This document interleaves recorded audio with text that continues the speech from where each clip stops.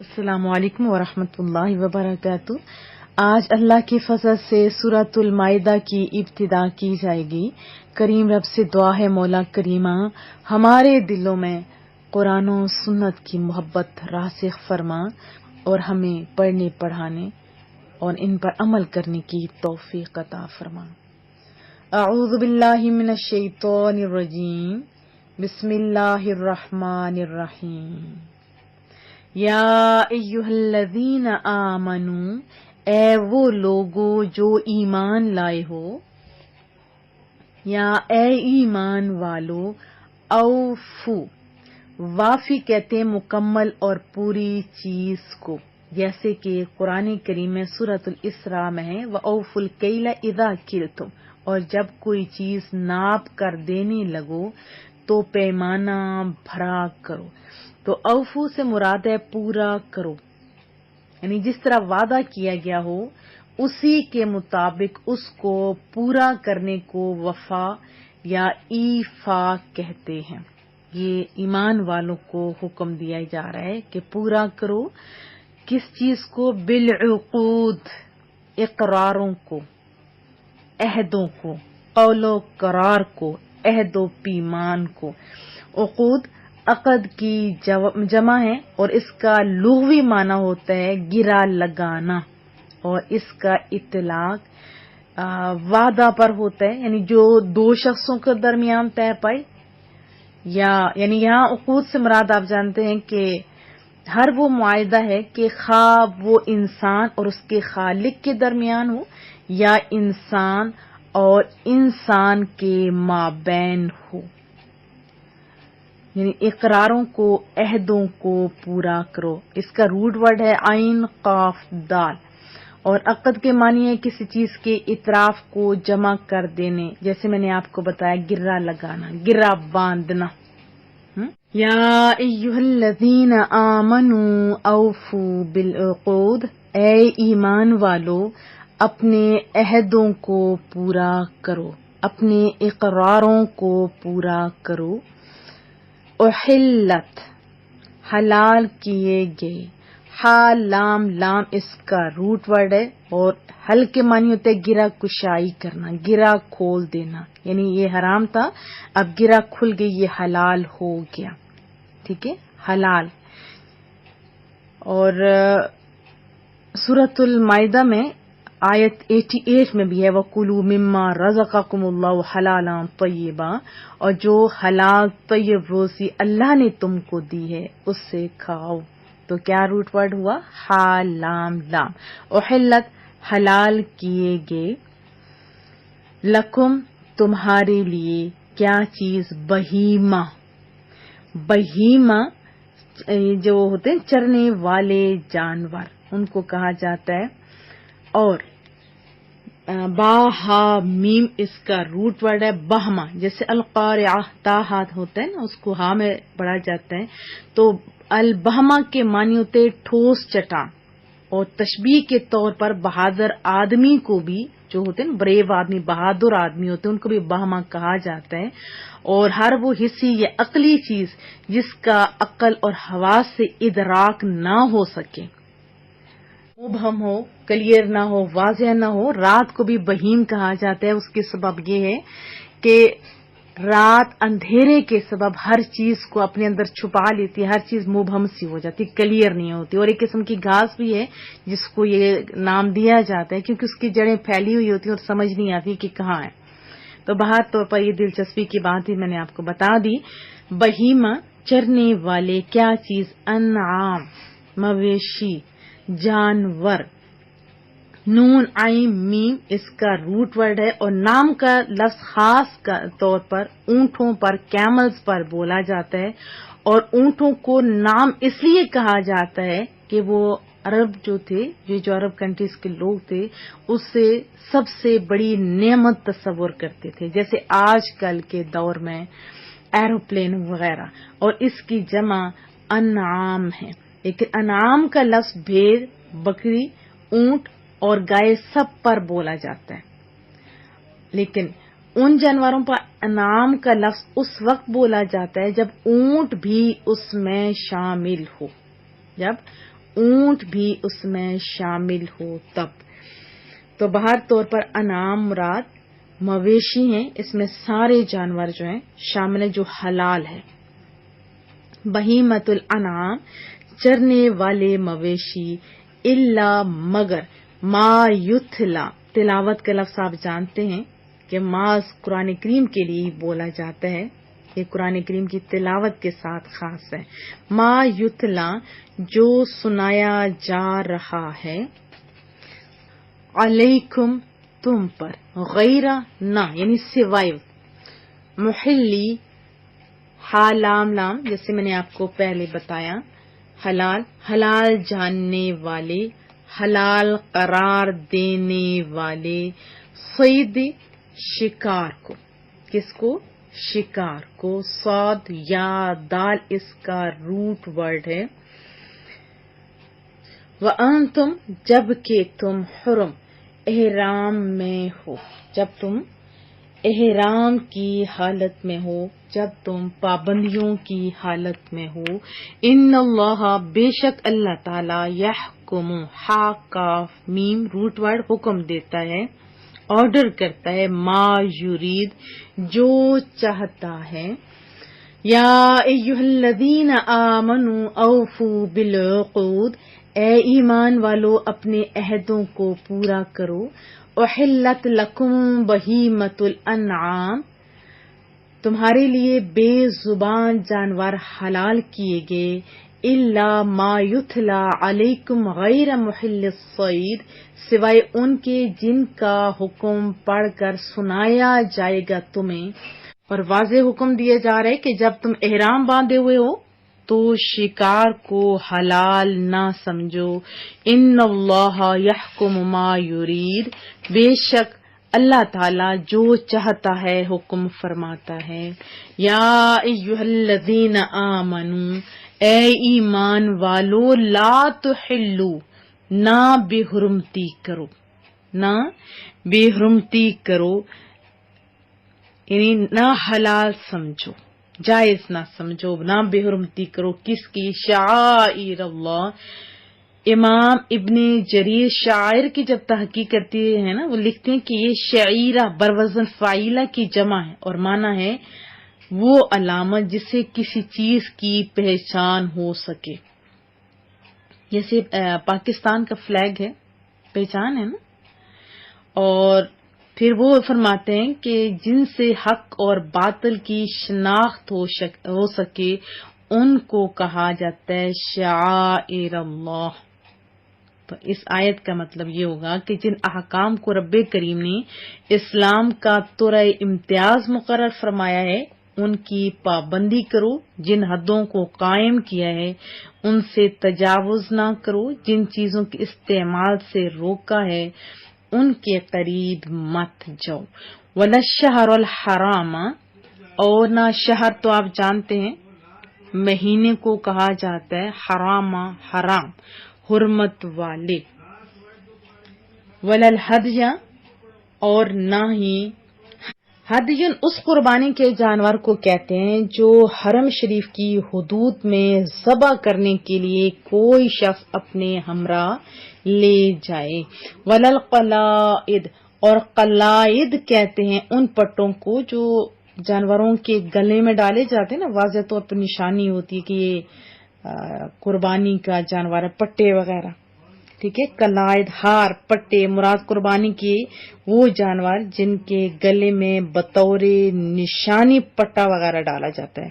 اور قلادتن واحد ہے، اور مانی ہوئے کہ وہ چیز جو گردن میں لٹکائے جائے، جیسے ہار، پٹا، رسی. پاکستان میں بہت سارے لوگ ایک ہار سا بنایا ہوتا ہے اور بھی نشانی ہوتی ہے، اور بہت سارے لوگ تو کلر ہی بس لگا دیتے ہیں.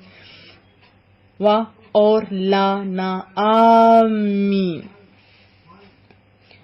اور آمین کا معنی ہوتا ہے قصد کرنے والے، جانے والے.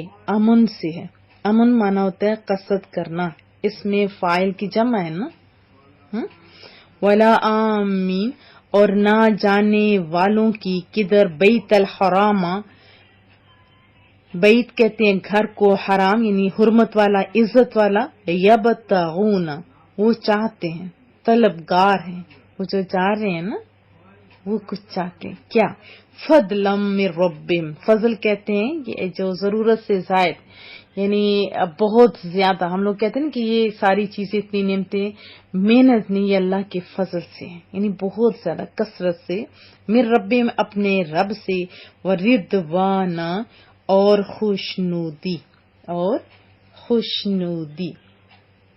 آمین کا معنی ہوا قصد کرنے والے، ارادہ کرنے والے۔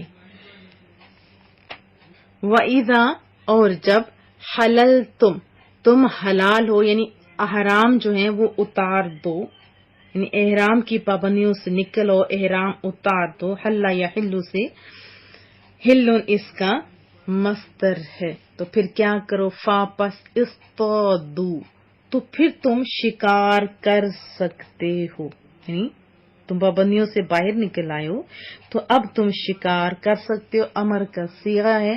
ولا یجرمنکم اور ہرگز نہ اکسائے تمہیں، یجرمن اس کے معنی ہوتے ہیں برانگیختہ کرنا، کسی کام پر اکسانا۔ لا یجرمن وہ ہرگز باعث نہ بنے، یعنی آمادہ نہ کرے۔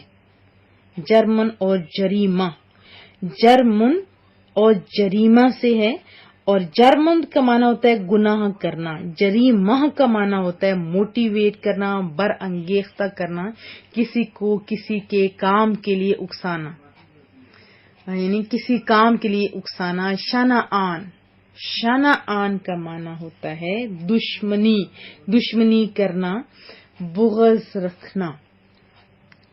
قوم، قوم، اور میں نے آپ کو بتایا تھا کہ مردوں کے لیے بھی استعمال ہوتے، یہ ڈیٹیل آپ کو یاد ہوگی۔ قیام تو کھڑا ہونا ہوتا ہے، قوم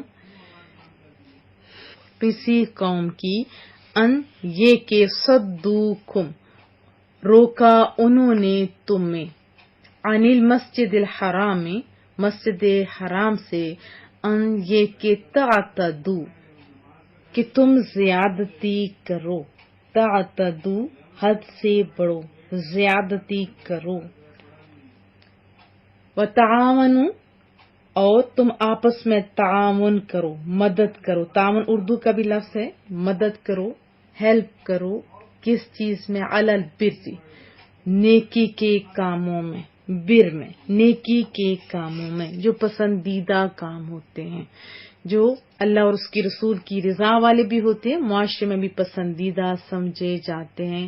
پھر کیا فرمائے؟ تقوی، اور تقوی کے کاموں میں، اور تقوی کے کاموں میں، اور حکم ہے ولا تعاونوا اور مت تعاون کرو، علی الاسم، اسم آپ جانتے ہیں گناہوں کو کہتے ہیں، والعدوان اور زیادتی پر، یعنی کسی پر ظلم کرنے کے لیے، جو زیادتی کرنے کے لیے ہوتے ہیں اس میں آپ نہیں کر سکتے ہو۔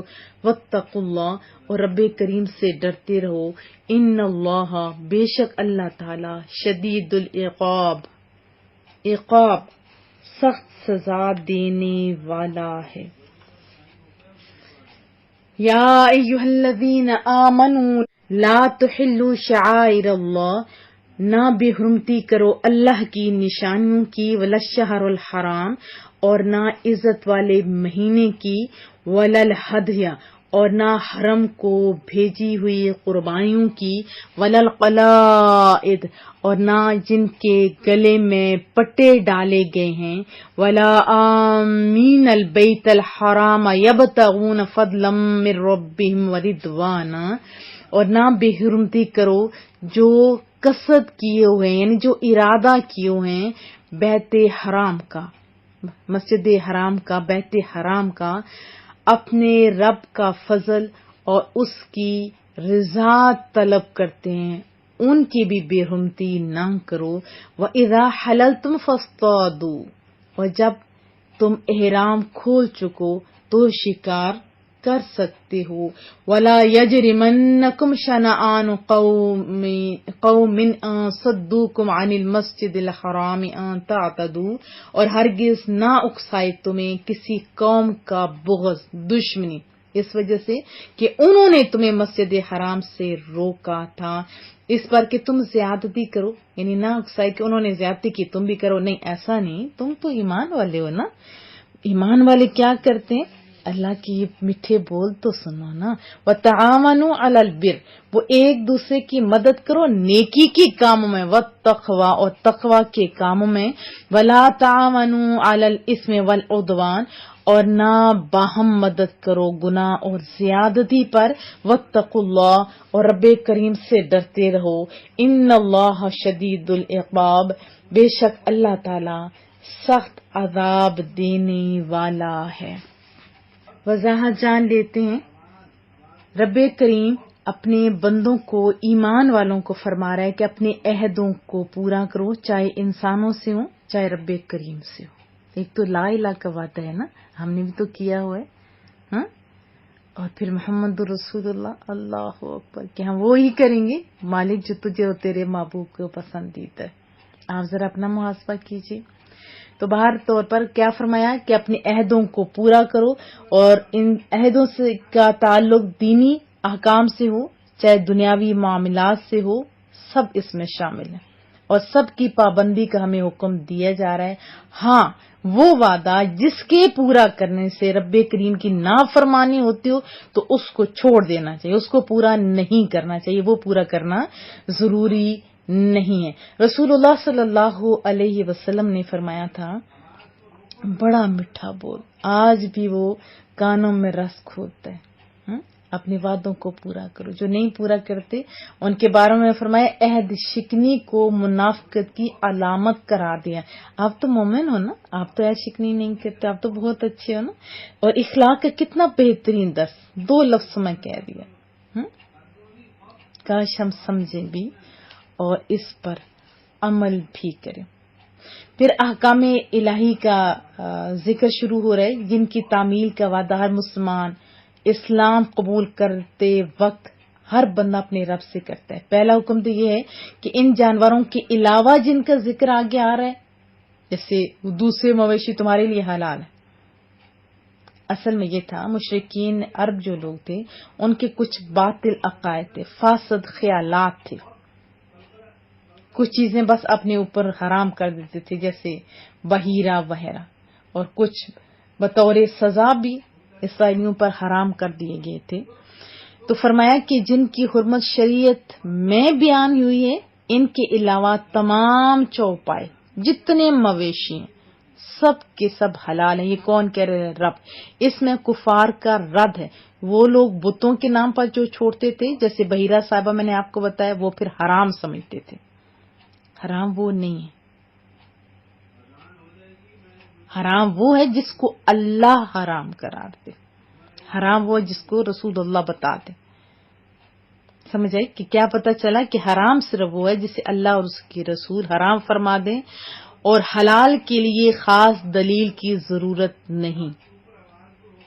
کسی چیز کا حرام نہ ہونا ہی حلال کی اصل میں دلیل ہے۔ جسے واضح طور پہ پتہ چلا، اور ہمیں بھی عبرت پکڑنی چاہیے۔ مسلمانوں کے پاکیزہ کھانوں کو ہیلوں بہانوں سے جو حرام قرار دیتے ہیں انہیں سے عبرت پکڑنی چاہیے۔ ہاں ذبح کے وقت، اسی لیے جب ترجمہ کیا جاتا ہے بہت ساری آیات کا، یہی کہا جاتا ہے کہ بوقت ذبح اگر اللہ کے علاوہ کسی کا نام لیا ہو تو وہ حرام ہے، باقی نہیں۔ اس سے پہلے تو یہ ہر چیز، جیسے قربانی کا جانور ہے، کہتے ہیں یہ اس کا یہ اس کا، خالی نام لینے سے تو کچھ حرام نہیں نہ ہوتا۔ ہاں ذبح کے وقت کسی بھی چیز کا، کسی بھی انسان کے، کتنی عظیم ہستیوں کا، جیسے رسول اللہ کا بھی نام نہیں لے سکتے۔ ذبح کے وقت معاذ اللہ کا نام ہوتا ہے، ویسے لے سکتے ہیں۔ میری بات آپ کو یقیناً سمجھ آ گئی ہوگی، بہت ہی واضح الفاظ ہیں۔ یعنی حلال اور حرام وہی چیزیں جس کو اللہ اور اس کا رسول حلال قرار دے، اور حرام وہی ہیں جن کا یہ حکم آ جائے کہ یہ حرام ہے۔ باقی سب چیزیں حلال ہیں، چاہے جدھر چھوڑ دیں وہ جانور، وہ حلال ہے۔ ہاں ذبح کے وقت احتیاط کی حاجت ہے، اور مجھے یہ پورا یقین ہے کہ تمام مسلمان ذبح کے وقت محض اللہ ہی کا نام لیتے ہیں، کسی اور کا نام نہیں لیتے. اس لیے بہت سارے جو اپنے پاس سے حرام چیزوں کو قرار دیتے ہیں انہیں آنکھیں کھولنی چاہیے کہ یہ حدود کو کراس تو نہیں کر رہے. حلال کا اختیار آپ کو نہیں ہے، اللہ اور اس کے رسول کو ہے. احتیاط کی حاجت ہے. اور پھر فرمایا جا رہا ہے کہ اللہ جو چاہتا ہے کرتا ہے. کتنا واضح فرما دیا. اصل میں عرب کے دیرینہ جو رسم و رواج تھے ان کے آبائی عقائد کے یہ ٹوٹلی خلاف تھا. اس لیے احتمال تھا نا کہ کہیں سوال اور جواب کا سلسلہ شروع نہ ہو جائے کہ یہ ایسا حکم آیا تو کیوں آیا، اسے کیوں حرام قرار دیا، اسے کیوں حلال کیا گیا وغیرہ وغیرہ. تو فرمایا کہ ان تمام چہم گوئیوں کا دروازہ پہلے ہی بند کر دیا جائے کہ یہ اللہ کا حکم ہے، بس وہ جو چاہتا ہے حکم دیتا ہے. جب اس نے کہہ دیا بس کہہ دیا، جب تم نے اس کا بند ہونے کا اعتراف کر لیا، اس کو علیم جانا، حکیم جانا، تو بس مان جو اس نے کہہ دیا. لا تحلوا شعائر اللہ، یعنی اللہ کی نشانیاں حلال نہ ٹھہرا لو. مراد کیا ہے کہ اے ایمان والو اللہ کی نشانیوں کی بے حرمتی نہ کرو. تو اس آیت مبارکہ میں دین کی نشانیوں کی قدر کرنے کا حکم دیا جا رہا ہے. معنی یہ ہوا کہ یہ چیزیں اللہ نے فرض کی اور جو ماننا فرمائی سب کی حرمت کا لحاظ رکھو، اور جو چیزیں اللہ کی نشانیاں قرار پائیں ان کا احترام بھی بڑا ضروری ہے. تو دینی عظمت والی چیزوں کا احترام کیا جائے گا. کیوں؟ کیونکہ سورۃ الحج میں ہم نے پڑھا تھا وَمَن يُعَظِّمْ شَعَائِرَ اللَّهِ فَإِنَّهَا مِن تَقْوَى الْقُلُوبِ، اور جو اللہ کی نشانیوں کی تعظیم کرے تو یہ دلوں کا تقوی ہے. تو شاعر اللہ یعنی اللہ کی نشانیوں میں کیا کیا چیزیں آتی ہیں جو علماء کرام نے لکھی. خانہ کعبہ شریف آتا ہے، مسجد نبوی آتی ہے، اور پھر بزرگوں کے جو مزارات ہیں ان کو بھی. کیوں؟ کیونکہ آپ جانتے ہیں کہ اما ہاجرہ وہ تو نیک اور صالحہ عورت تھی نا، پیغمبر تو نہیں تھی، پیغمبروں کی ماں تھی، صالحہ تھی نا. ان کے خالی قدمین شریف وہاں پہ پڑے تو اس کو بھی شاعر اللہ کرا دیا گیا. تو خانہ کعبہ، قرآن پاک، مساجد، اذان اور سب چیزیں، مسجد نبوی وغیرہ سب اس میں شامل ہیں. اور جس چیز کا تعلق اللہ کے مقبول بندوں سے ہو جائے، جیسے میں نے آپ کو بتایا حضرت اما ہاجرہ کے قدم، قرآن کریم میں بھی اس کا تذکرہ ہے نا. سورۃ البقرہ میں ہم نے پڑھا تھا ان الصفا والمروہ من شعائر اللہ، بے شک صفا اور مروہ اللہ کی نشانیوں سے ہیں. اب وہ پہاڑی ہیں لیکن ان کو اہمیت کیوں دی گئی؟ کیونکہ وہاں قدمین پڑے تھے. کن کے؟ اما ہاجرہ کے. پھر فرمایا وَلَشَّهْرَ الْحَرَامَ، اور حرمت والے مہینوں کو حلال نہ ٹھہرا لو. آپ یہ سب جانتے ہیں وہ کون سے مہینے ہیں؟ رجب، ذی الحجہ اور محرم. زمانہ جاہلیت میں بھی کفار ان کا ادب کرتے تھے اور اسلام نے بھی ان کا احترام باقی رکھا. یاد رکھیں کہ اولن تو ان مہینوں میں جنگ نہیں کی جاتی تھی، لیکن اگر جہاد کا ٹائم ہو، وقت ہو، تو پھر چلے گئے، پھر جہاد کر سکتے، کیونکہ پہلے بھی حکم اللہ کا تھا اور یہ بھی تو حکم اللہ کا ہی ہے نا. پھر ایک اور اس میں واضح حکم بتایا جا رہا ہے ولا الحج ولا القلائد، اور نہ حرم کی قربانیوں اور نہ علامتی پٹے والی جو قربانیاں ہوتی ہیں. عرب کے لوگ قربانیوں کے گلے میں، یعنی جو جانور ہوتے تھے ان کے گلے میں جیسے ہوتی ہے نا چھال وغیرہ درختوں کی، اس سے کچھ بنتے تھے رسی، تو گلے میں ڈال دیتے تھے تاکہ واضح ہو جائے کہ یہ کون سی جو جانور ہے پھر ان کا ہے. پھر اس کے بعد فرمایا کہ وَلَا آمِينَ الْبَيْتَ الْحَرَامَ، اور ادب والے گھر کا قصد کر کے آنے والوں سے مراد کیا ہے؟ حج اور عمرہ کے لیے آنے والے جو لوگ ہیں. اس کا آیت کا شان نزول جانتے ہیں تو زیادہ سمجھ آئے گی. ایک شخص تھا بدبخت شریع بن ہند، وہ مدینہ طیبہ میں آیا، رسول اللہ کی خدمت میں عرض کرنے لگا کہ آپ صلی اللہ علیہ وسلم مخلوق خدا کو کیا دعوت دیتے ہیں؟ تو محبوب نے فرمایا اپنے رب پر ایمان لانے، اپنے رسالت کی تصدیق کرنے اور نماز قائم کرنے، زکوٰۃ دینے کی دعوت دیتا ہوں. تو وہ کہنے لگا یہ تو بڑی اچھی دعوت ہے، میں بھی جاتا ہوں، اپنے سرداروں سے مشورہ کرتا ہوں تو پھر ایمان لاؤں گا ایٹسٹرا. یہ کہا اور چلا گیا. تو محبوب نے ان کے آنے سے پہلے، اس بدبخت کے آنے سے پہلے ہی اصحاب کو بتا دیا تھا کہ قبیلہ ربیہ کے ایک شخص آنے والا ہے جو شیطانی زبان بولے گا.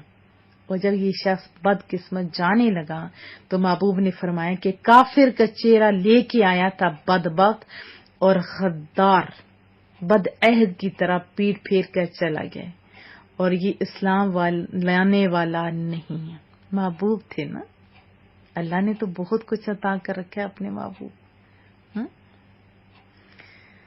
تو جو بتایا وہ پورا ہو گیا. محبوب کے بول ہیں. تو اس نے فریب کیا، مدینہ شیبہ سے نکلا، وہاں جو مومنین کے اموال تھے، مویشی وغیرہ، وہ بھی لیے اور چل دیا. جب اگلا سال آئے، وہ یمامہ کے حاجیوں کے ساتھ تجارت کا کثیر سامان اور اسی طرح حج کے لیے گلے میں ڈالے ہوئے پٹے اور قربانی وہ بھی لے کے آیا. تو نبی کریم صلی اللہ علیہ وسلم اپنے اصحاب کے ساتھ جا رہے تھے، تو راستے میں صحابہ نے جب دیکھا اس بدبخت کو تو چاہا کہ اپنے مویشی تو واپس لے لیں، لیکن محبوب کریم نے منع فرما دیا، کیونکہ یہ آیت مبارکہ نازل ہو گئی نا. حکم دیے کہ جو حج کے ارادے سے نکلا اس سے کچھ نہ کہو، بھلے وہ پرانا دشمن ہو، اس نے جو کچھ بھی کیا ہے وہ اس کا اپنا ہے، آپ اس سے کچھ نہیں کہہ سکتے. اور یہ بھی واضح فرما دیا کہ احرام سے جب فارغ ہو جاؤ تو پھر شکار آپ کر سکتے ہو، حالت احرام میں کچھ بھی نہیں کر سکتے. پھر ولا یجرمنکم کا معنی کیا ہے؟ اور تمہیں برانگیختہ نہ کرے. مراد کیا ہے کہ اہل مکہ نے رسول اللہ صلی اللہ علیہ وسلم کو اور آپ کے یاروں کو حدیبیہ کے دن، آپ سب جانتے ہیں، عمرہ کرنے سے ان کو روک دیا تھا. لیکن ابھی جب یہ موقع ہے تو کہا تم انتقام نہیں لو. اب کافروں کو روکا نہیں جائے گا. جب انہوں نے فتح کر لیا مکہ، اور دیکھو اسلام کتنا پیارا ہے نا، پیارا. ہاں، جو مسلمان نہیں ہیں اس کو کعبہ میں آنے کی اجازت نہیں دی جائے گی. اور ایک جو بہت ہی پیارا حکم، وتعاونوا، ایک دوسرے کی مدد کرو. کس کس کام ہے وہ بھی بتا دیا. نیکی اور پرہیزگاری پر ایک دوسرے کی مدد کرو، گناہ اور زیادتی پر تم نہیں کر سکتے. بر سے مراد ہر وہ نیک کام ہے جس کے کرنے کا شریعت نے حکم دیا ہے، اور تقویٰ سے مراد ہر کام سے بچا جائے جسے شریعت نے روکا ہے. اور اسم سے مراد آپ جانتے ہیں گناہ ہے، اور عدوہ سے بھی مراد اللہ کی حدود میں حد سے بڑھنا ہے. حضرت عبداللہ بن عباس فرماتے ہیں کہ نیکی سے مراد سنت کی پیروی کرنا ہے. اور حضرت نواس بن سمعان فرماتے ہیں میں نے رسول اللہ سے نیکی اور گناہ کے بارے میں پوچھا نا، تو آپ نے جواب دیا نیکی حسن اخلاق ہے، اور گناہ وہ ہے جو تیرے دل میں کھٹکے اور لوگوں کا اس سے واقف ہونا تجھے ناپسند ہو. بحوالہ ترمذی شریف. تو بڑی جامع آیت ہے. نیکی اور تقویٰ میں، ان میں تمام قسم کی جو اچھی اچھی چیزیں وہ ساری شامل ہیں، اور اسم اور عدوان میں ہر وہ چیز شامل ہے جو گناہ اور زیادتی کے زمرے میں. علم دین کے اشاعت میں وقت، مال، درس تدریس اور تعریر، ایک دوسرے کی مدد کرنا، دین اسلام کی دعوت، تعلیمات جو دین اسلام کے گوشے گوشے میں پہنچانے کے لیے تعاون کرنا، اپنی اور دوسروں کی زندگی کو سدھارنے کی کوشش کرنا، نیکی کی دعوت دینا، برائی سے روکنا، اپنی کنٹری کی حفاظت کرنا، ان کے مفادات کے لیے ایک دوسرے سے تعاون کرنا، سوشل جو ورک ہوتے ہیں یہ سارے اس میں شامل ہیں. اور گناہ، ہر گناہ جسے کسی کا حق مارنا ہو جائے، رشوتیں وغیرہ، جھوٹی گواہیاں، کسی مسلمان کو پھنسانا کسی غلط کام میں، اور ظالم کا اس کے ظلم میں ساتھ دینا، حرام اور ناجائز کاروبار کرنے والی کمپنیوں میں کسی طریقے سے بھی شریک ہو جانا، اور بدی کے اڈوں میں نوکری کرنا، اور یعنی ہر قسم کی جو برائی ہے وہ اس میں شامل ہے. تو یہ چیزیں ناجائز ہے. کتنے واضح اور قرآن کریم کی تعلیمات، کتنی پیاری، ہر حکم دل میں اترنے والے ہیں نا. اس کی ہر آیت گمراہوں اور گمراہ گروہوں کے لیے روشنی کا ایک مینار ہے. اس میں فائدہ ہی فائدہ ہے. اس پہ عمل کیا جائے تو کامیابیاں ہیں. لیکن بدبختی یہ ہے کہ میجورٹی قرآن کریم کے تعلیمات پڑھتی نہیں ہے، کہ سنتی نہیں ہے، کہ عمل کرے. ہمیں چاہیے ہم ایسا ماحول بنائیں کہ ایک دوسرے سے، جیسے حضرت عمر کے دور میں ایک دوسرے سے پوچھتے تھے نا کتنا سمجھا، کتنا پڑھا، ہم بھی ایک دوسرے سے پوچھا کریں کہ کتنا سنا، کتنا پڑھا، کتنا سمجھا، کتنا عمل کیا. دعاؤں کی درخواست رہے گی اللہ اس دعوں کی حفاظت فرمائے، اچھے کام کرنے کی توفیق دے اور برے کاموں سے بچنے اور روکنے کی توفیق.